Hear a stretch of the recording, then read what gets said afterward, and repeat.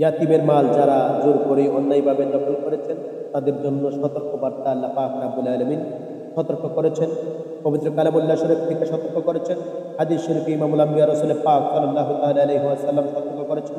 তিরমিজি শরীফের 3679 নম্বর হাদিস ইমামুল আম্বিয়া রাসূল পাক সাল্লাল্লাহু তাআলা আলাইহি ওয়াসাল্লাম বলেছেন, পৃথিবীতে মুসলমানদের ঘরদের মধ্যে ওই ঘর সবচেয়ে দামি আমার আল্লাহর কাছে যেই ঘরের মধ্যে এতিম রয়েছে, এতিমের সাথে ভালো ব্যবহার করা হয়েছে, ওই ঘর আমার আল্লাহর দরবারে সবচেয়ে দামি। সুবহানাল্লাহ, সুবহানাল্লাহ, সুবহানাল্লাহ।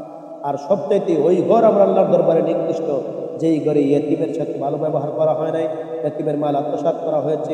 এই ব্যাপারে আমার আল্লাহ পাক রাব্বুল আলামিন আমাদেরকে সতর্ক করেছেন। পবিত্র কালামুল্লাহ শরীফের মধ্যে আমার আল্লাহ বলেছেন, লা তাকরাবা মালাল ইয়াতীম, তোমরা ইয়াতিমের মাল আত্মসাৎ করবা না, তোমরা ইয়াতিমের মাল আত্মসাৎ করবা না, আত্মসাৎ করবা না। একজন আলেমে দ্বীন উনি বলেন, আমি 60 বছর পর্যন্ত আমার হাতে পবিত্র কালামুল্লাহ শরীফ লিখতাম। আগেকার জামানায় যখন পেন ছিল না, খাতা ছিল না, কলম ছিল না, দোয়াত কলমের কালির মাধ্যমে মানুষ লিখতো। তো আলেমে দ্বীন বলেন, আমি 60 বছর আমি 60খানা পবিত্র কালামুল্লাহ শরীফ আমার হাতে লিখেছি। প্রত্যেক বছর একটি পবিত্র কালামুল্লাহ শরীফ লিখতে আমার 1 বছর সময় লাগতো। তো 1 বছর পর্যন্ত যখন আমি পরিশ্রম করতাম তখন একটি কালামুল্লাহ শরীফ আমার হাত দিয়ে আমি লিখতে পারতাম। ওই কালামুল্লাহ শরীফ মানুষ আমার কাছ থেকে আমার পারিশ্রমিক দিয়ে নিয়ে যেত। এইভাবে আমি 60 বছর পবিত্র কালামুল্লাহ শরীফ 60খানা পবিত্র কালামুল্লাহ শরীফ আমি আমার হাত দ্বারা লিখেছি। তো 60 বছর লেখার অভিজ্ঞতা থেকে আমি বলতেছি, আমি যখন দোয়াত কালি নিয়ে বসতাম, দোয়াত কালি নিয়ে আমি লিখতাম, আমি যখন কোনো কিছুর উপরে লিখতাম তখন আমি খেয়াল করতাম যে মাছি এসে ওখানে বসে যেত। ওই মাছি ওই কালির মধ্যে বসে যাইত।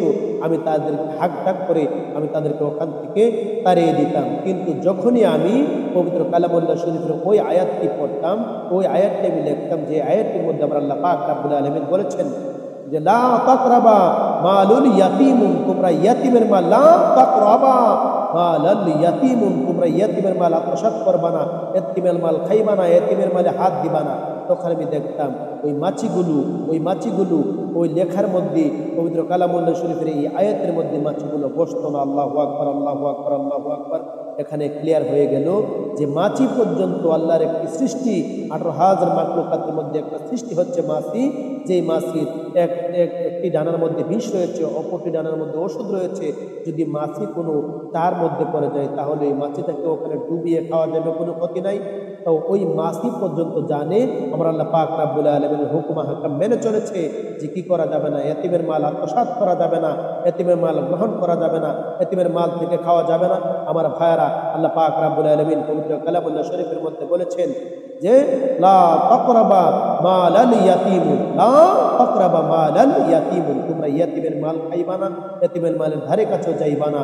আর আমার আল্লাহ পাক রাব্বুল আলামিনের হাবিব ইমামুল আম্বিয়া রাসূল পাক সাল্লাল্লাহু তাআলা আলাইহি ওয়াসাল্লাম আপনাকে আমাকে বলে দিয়েছেন যে মুসলমানদের ঘরের মধ্যে ওই ঘর আমার আল্লাহর কাছে সবথেকে দামি যেই ঘরের মধ্যে ইয়াতীম রয়েছে, ইয়াতীমের সাথে ভালো ব্যবহার করা হয়। আর ওই ঘর আমার আল্লাহর কাছে সবথেকে নিকৃষ্ট যেই ঘরের মধ্যে ইয়াতীমের সাথে দুধ ব্যবহার করা হয়, ইয়াতীমের মাল আত্মসাৎ করা হয়। আল্লাহ পাক রাব্বুল আলামিন আপনাকে আমাকে বোঝার তৌফিক দান করুক। সকলে বলে আমিন। ওয়া আখিরু দাওয়ানা আলহামদুলিল্লাহি রাব্বিল আলামিন। আসসালামু আলাইকুম। আল্লাহ হাফেজ।